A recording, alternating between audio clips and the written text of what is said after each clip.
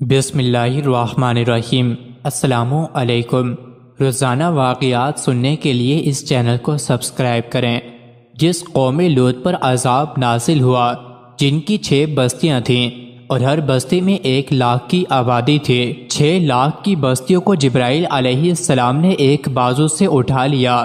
ان کے 600 بازو ہیں، لیکن یہاں انہوں نے ایک بازو استعمال کیا۔ مفسرین لکھتے ہیں کہ 6 لاکھ کی بستی کو ایک بازو سے اٹھا کر آسمان کے اتنے قریب لے گئے کہ آسمان کے فرشتوں نے اس بستی کے مرغوں اور گدھوں کی آوازیں سنی۔ پھر بستی کو اتنی بلندی پر لے جا کر واپس زمین پر پلٹ دیا۔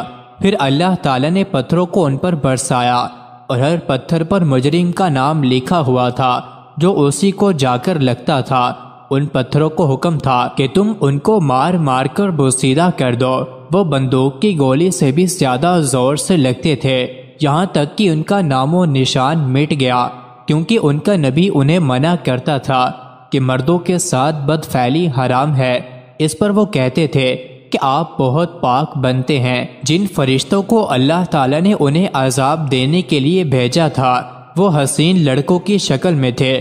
جب اللہ تعالیٰ عذاب دینے پر آتے ہیں تو گناہ کے اسباب کو قریب کرتے ہیں تاکہ مجرم شراب قہر پی کر بدمست ہو جائے، پھر ان پر عذاب نازل ہوتا ہے، ورنہ اللہ تعالیٰ فرشتوں کو بد شکل میں بھی بھیج سکتے تھے۔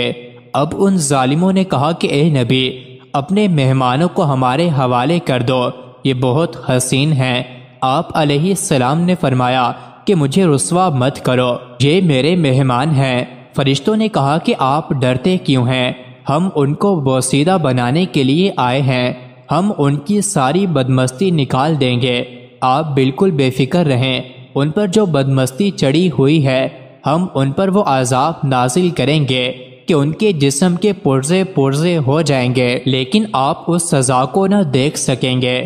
آپ پہلے ہی یہاں سے نکل جائیں، چنانچہ اللہ کے عذاب کو مت دیکھو، کیونکہ اگر آپ لوگ عذاب دیکھیں گے تو سب کے ہارٹ فیل ہو جائیں گے، اس لیے عذاب والی بستی کو بھی نہیں دیکھنا چاہیے۔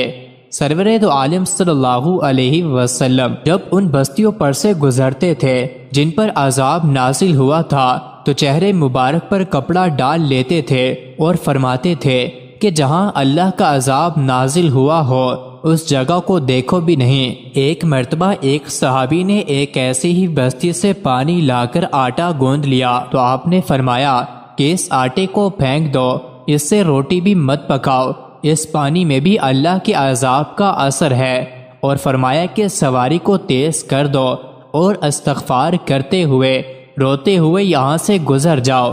تو قوم لوط کا یہ انجام ہوا کہ ان پر ایسا عذاب نازل ہوا کہ وہاں نہایت کڑوے نمکین پانی کا سمندر آ گیا، جہاں ایک پودا بھی نہیں اگ سکتا، اور وہ ہمیشہ کے لیے تباہ و برباد ہو گئے۔ ان پر ذلت کی مار قیامت تک کے لیے تاریخ بن گئی۔ آج تک ان کی رسوائی کا ذکر ہوتا ہے۔ جن لوگوں نے اس قسم کے گناہ نہیں چھوڑے، ان سے کہتا ہوں کہ وہ جلدی توبہ کر لیں، ورنہ اللہ تعالیٰ کہیں ان کی تاریخ بھی سیاہ نہ بنا دے۔ مزید ایسی ہی ویڈیوز کے لیے چینل کو ضرور سبسکرائب کریں۔